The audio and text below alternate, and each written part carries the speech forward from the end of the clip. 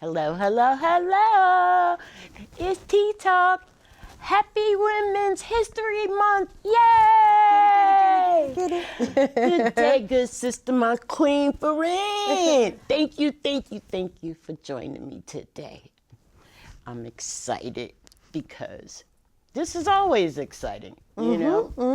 You try to, share, whether in a group or one-on-one, but to have an authentic conversation. Yes. No sugarcoat and none of the regular crap. So, please introduce yourself. Yes. Hello, everyone. Ferene, and I am so honored to be here with you, Lydia. I always appreciate an opportunity to share and reflect and put our collective energies together. It's a beautiful recipe. And I live here in Burlington, and I've been in this community now. It's double digits, which I never thought it was going to be double digits. I can relate I feel like to now that. I just say over 10, 10 or more. I can relate to that. As I move through this community, I'm a mother, I'm a small business owner, I'm an artist, I'm a storyteller, I'm an activist, I'm a black femme. I'm always a black femme. Hey. That's there all the time. You better know All the it. time, I'm Very black. well, baby. Very I'm black well. all Yeah. the time. Don't it drive you crazy when people try to make you think you could be purple? Yes. Or they go, why does it have to be black? Why not? Why not? Sometimes we want to be put first. Yeah. And that's me. Just, I'm gonna be black first always. Yeah. Always. No matter what. Yes, black girl first. Watch it.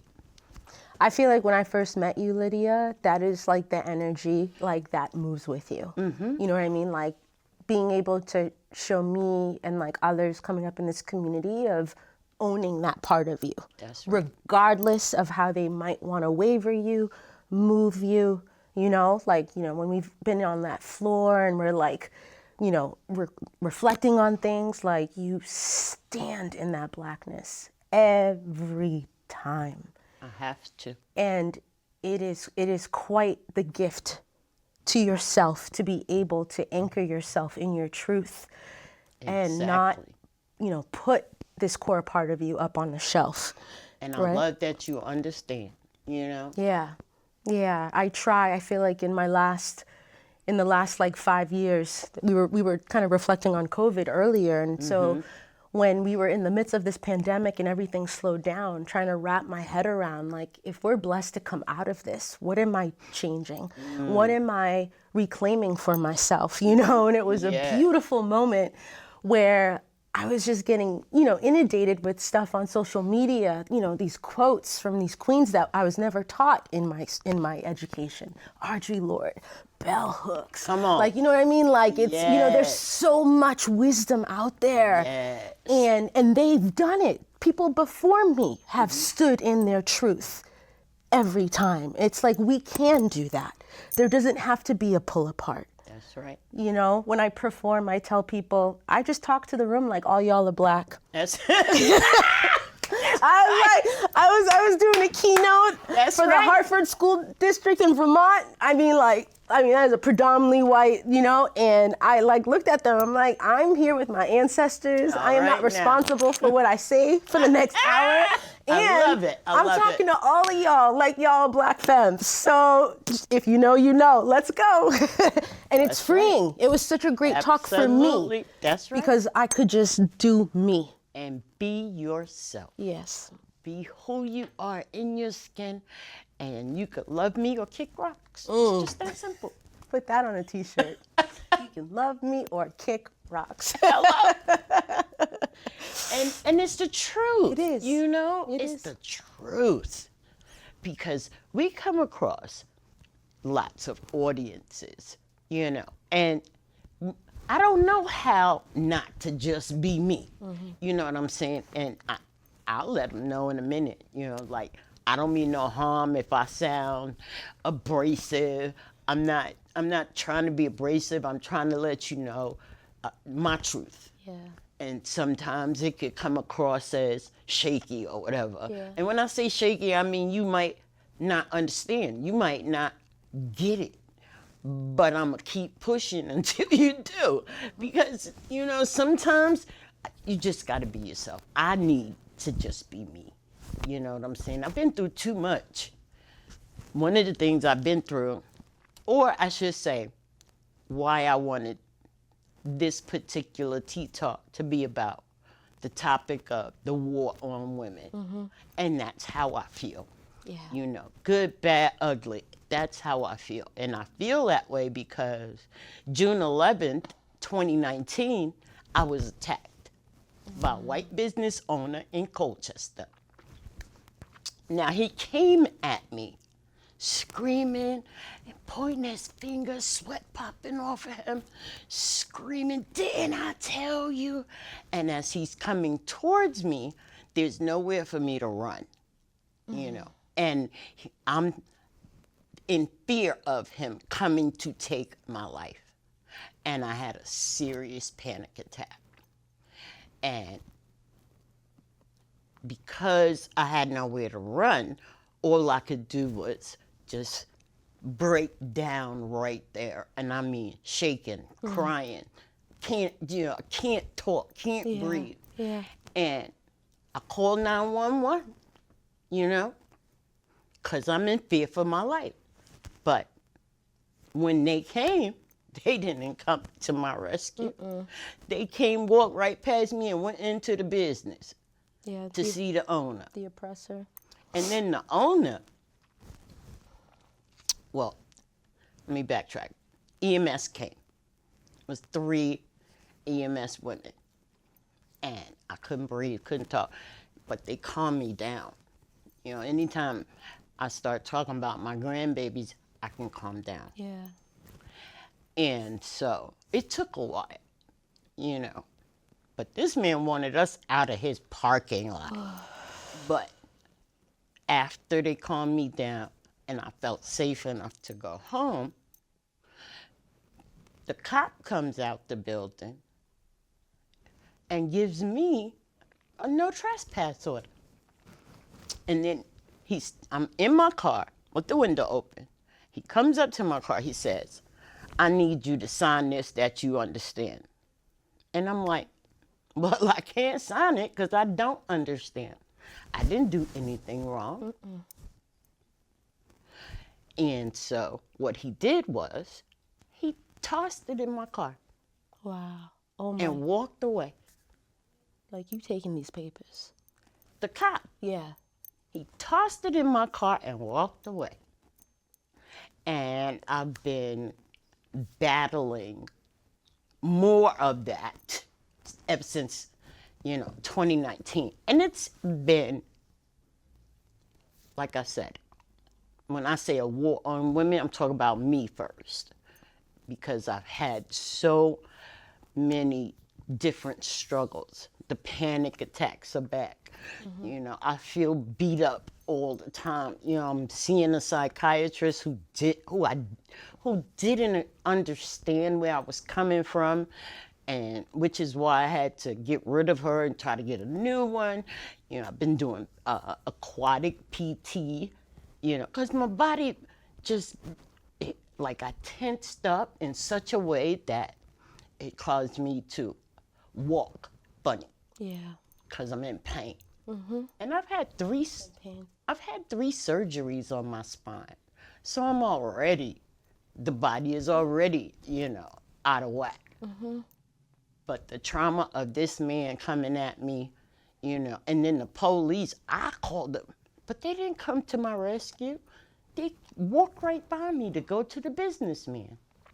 Yeah, people don't know why we're so apprehensive to call the police. It's like you're adding possibly one more person to the mix. Exactly. Call them for what? To amplify the harm that's already happened. Yeah. But I was in such fear. I mean, I really was so scared that he was coming to take my life and I had nowhere to run. It made me think about high school. Because when I went to high school, In elementary, I went in my neighborhood with my friends. Middle school, I went in my neighborhood with my friends. When it came time for high school, they forced us to go to the white schools way out. We had to take a train and a bus to get to the white school. But the white children did not want us there. Baby, it was so horrifying, you know. And all we could do was run for your life. And there was no going home telling my mom, I'm not going back to high school, because it was unacceptable to even utter such words to my mother, you know. And so the man scared me, like, which made me flash back to high school. And it's been traumatizing ever since. I'm still working to get back to my own safety zone, so to speak. Yeah. Whew. But that's so many things. That's so many layers. Yeah. You know, it's like this idea, the war on women, and the way that you were just kind of naming, like, it does feel like you're constantly being attacked, needing to defend, needing to block, needing to, like, you know what I mean? Like, it's exhausting. It's a lot. It's exhausting. There's a poem by Naria Waheed, this amazing Black woman poet, and the piece is, all the women in me are tired. Every one of them. All of them. All Every of them. one of them. My younger self, my future the self, truth. It's my the truth. mama, my grandmama, my Yes. grandmama, mama, all the women, and then not just that, the people in my collective. Yes. Because let's stop playing when you share your narrative, that now also joins my energy, right? Because there is a connection in that. Even though this is your experience, the feelings, I can come up with examples too of what it meant to, like, be trapped like this. Yeah. And so we have to stand in our truths, because you're gonna get treated like shit regardless sometimes. It's the truth. And so I ain't going out like a punk, right? Like, it it's makes just no sense. You Yeah. know, you don't have to do anything. What I did, Ferene, was I stood up to this man. Yeah. You know, like, I watched him tear down so many others, white women. Okay, now, but me, when it was my turn, I'm like, I'm not having it. I did nothing. All I did was tell him, I'm not having you disrespect me that way. Yeah. Not only am I a loyal customer, but I'm a human being. I'm a person. And I'm not, and listen, he really, I truly believe he wanted to take my life, but, you know, there were too many eyes. You know what I'm saying? The type of person, he would do something so disgusting if nobody was watching. Yeah. So, it's hard, man. And you feel it all in the body. Yes. Because it's not just a mental thing, it's not just a physical thing. You feel it in all the ways. Every way. My friend who's a counselor, she once shared with me that Black women are aging 7 times faster internally than what we, like, project out. Like, we were just talking about your birthday, and I'm like, how old are you turning, queen? And I'm like, no way, right? Because, you know, the melanin is so beautiful, and you know, but also it sets up a false sense for all of these people who think they can just keep coming at us. And it makes no sense. Yeah. You know, at what point, like, for me, it's like, what happened to customer service? I think customer service is a moving target depending on who joke. you are. It's depending on who you are. You know, because my work background was Yeah. in customer service. Always taking care of the customer. But not this white business owner. Yeah. This man is out of control. You know, he's a dick. What do you call it? Oligarchy? Okay. Okay, well, that's what I was dealing with, even when I didn't know that particular title applied to him. But it does. Yeah. You know, and I'm tired. I am so tired. It is exhausting. I should be in Puerto Rico somewhere enjoying myself. You know what I'm saying? Instead, I'm here dragging. You know, because I refuse to allow anyone, especially a white supremacist, to disrespect me. I'm from Brooklyn, damn it. Straight up. You don't know. Period. If you know, you know. My mama Yeah. and my daddy raised me to be a respectful woman and to take and respect my elders, and always, if you can do the right thing, do the right thing first. But when people continue to come at you in such a manner of harm, you gotta you either stand up and fight back, or you lay down and just let them walk all over you. Well, it's hard. This pattern, the way this individual treated you, the way this happens to a lot of women of color, is historically how this country has operated for over 400 years, right? Like the level of disrespect, right? As Malcolm said, it's like the black femme, has always been the most, unsupported, disrespected, and it's just trying to fight that narrative, trying to remind people that I'm human too, because it's so embedded in your thought and in the way that you move that I'm 3/5 of a person. And I know that because you see how people come, right? That's why how the city of Burlington has been able to get away with what they did to Taisha. Because to the city, Taisha is not a person. Because you wouldn't treat a person that way. That's right. You wouldn't treat someone's child that way. That's right? But you're so used to, you're like, oh, that's just 3/5 of a human. So who cares if I write an article that might harm her life more? Right? And so I remember having this conversation with Sasha from 7 Days. And I'm just like, do you not see her humanity? I'm telling you that this title change is going to cause her great harm. And people still choose that path because that's what they know. That's what they know. I know for me, I've literally tried to find my energy to stand so much stronger in my blackness. In my ancestry, because I too don't have time for you to play me anymore. Like I just don't. Like we gotta interrupt this generational way of existing because it's not cute. It's old. That's and right. It's 2025. Hello. It's 2025. Ain't that the truth? We so behind. Listen. We so behind. And it's just like, what are we asking for? Like, is it that profound? Respect. Just believe a little bit, believe my harm if I share it with you. Look at me as if I'm a competent person. Don't ask me to do 10 times as much in order to impress you. No, they expect you to do 10 times as much. That's what they don't say. even have the decency to ask. Can you get A, B, C, D, E, F? Can you get this done? But there's tokenism that applies to us because so many people think it's okay to just dump on us, tear us down, use and abuse us to their comfortability. But I'm not having it. Yeah. I don't have that energy. I just don't. And if I can show you love and respect, you gonna either give it to me or kick rocks. Yeah. It's that's where I'm at. You know what I'm saying? Because you talk about our ancestors, when did our ancestors have time to be depressed?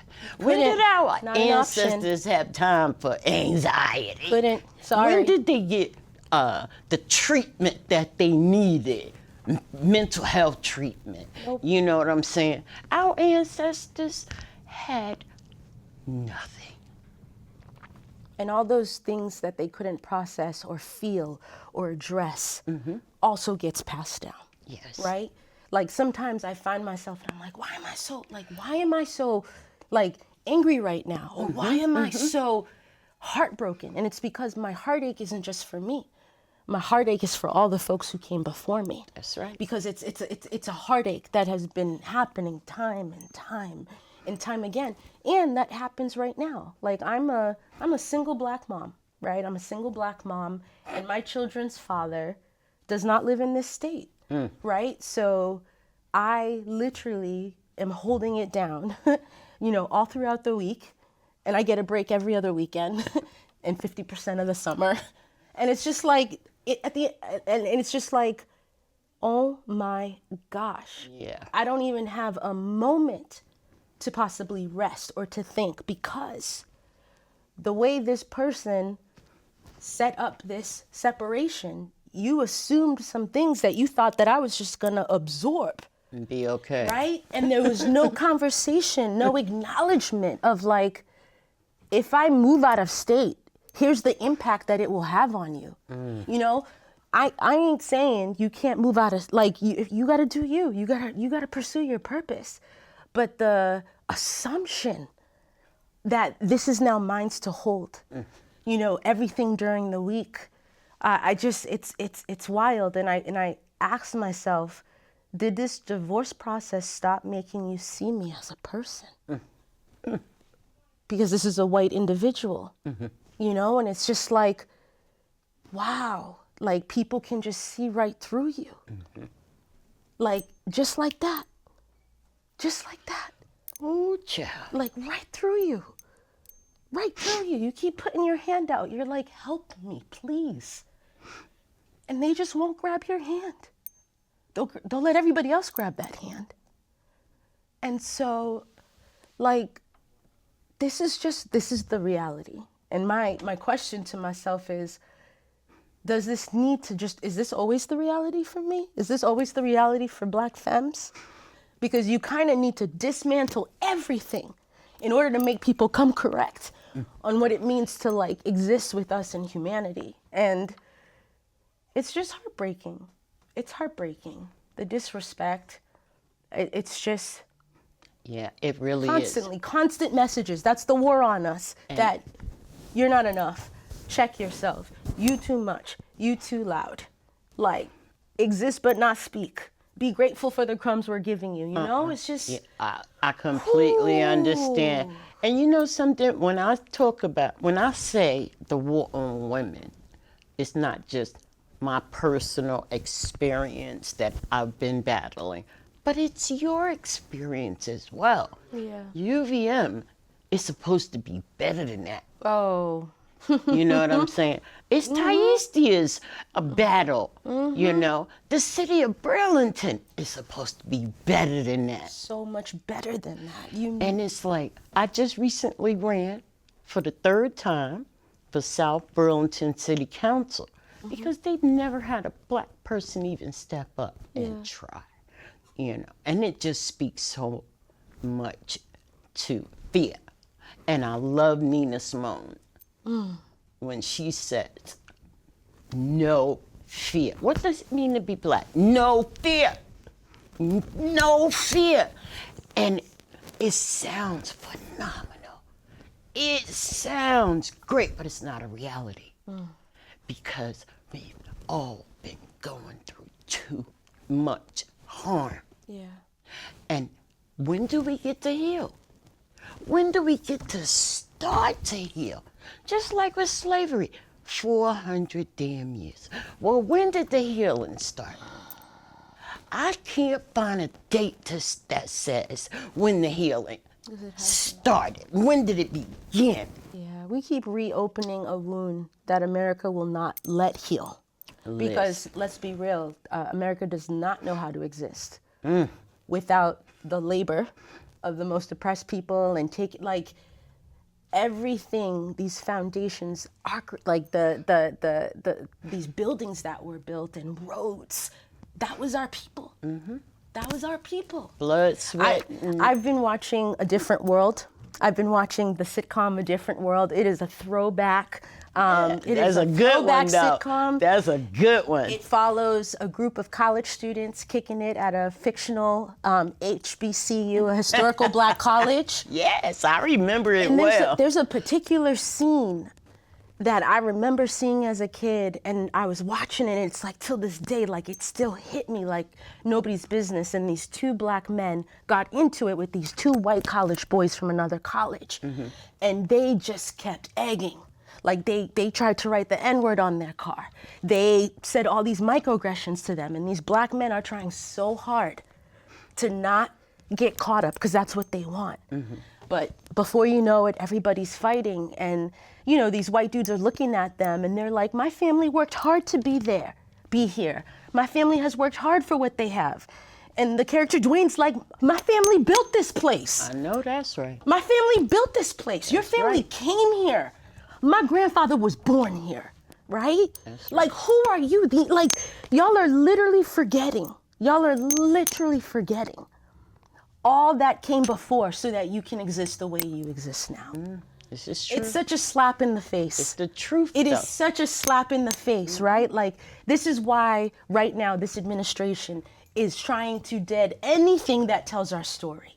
They're using such a tactic of white supremacy, erasure, trying to get rid of all the receipts of accomplishments or why this needs to matter. And it's scary. Like, I'm so scared. Like, this is a fear in my body that I haven't felt at this level. Yeah. Because it's real. It's real. Like, I can't believe I would prefer to go back in time right now because shit's crazy. That's how crazy it is. It's wild, you know? And it's like the war doesn't stop, whether it's like the war at home being a single black mom, the war of running a business, the war of, like, it just doesn't stop. No matter what, every lane seems to be a struggle. And it's like, why isn't joy ours to have too? It's exhausting. Like, there's enough joy for everybody. It's right? exhausting. Just like there's enough food for, like, there's enough joy for everybody. As if we don't deserve joy. But there's something that makes them so upset by our joy. Like, you want to see like white folks like get upset, be joyful. Like, refuse to live in the suffering and live in the joy of who, because we know that is our story too. That's right. Yes, They just can't handle it. And They would rather suffer themselves so that we can't have that joy. Because look at what's happened with the Juneteenth celebration. Every year, that event is getting less and less funds. Yeah. Recently, the interim director, Christian Berry, shared that the budget for this upcoming summer is $40,000. That's 1/5 of the budget that they had last year. What? How did this Black-centered event and celebration that we bring everybody in the community get their budget cut by 4/5? Wow. That's wild. Like, that's like absolutely wild. But like, it's like, why can't we have that joy? And so all of these things are done to trip up so we can't get back to the joy. Because when we're joyful, we're most our liberated selves. Absolutely. When we're joyful, the fear can kick rocks. That's right. Like, when we're in that joy, you can't tell me nothing. Nada. You can't tell me nothing. Nada. Because everybody's here. My ancestors, the angels, my lineage, my people. And we all happy And that's it. loving on each Period. other. And it's Period. phenomenal. Goodness. We need to do more of that as a Black collective.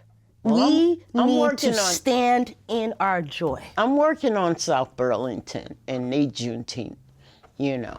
But sometimes, Ferene, I don't want to be bothered because people think it's okay, you know, to just take advantage. You know, they think we there for their comfort. They think we there for their abuse and for them to tear us down. But Lydia is so done. Like, when I first heard that no person of color had ever stepped up to run in South Burlington, I was pissed. Like, what is going on?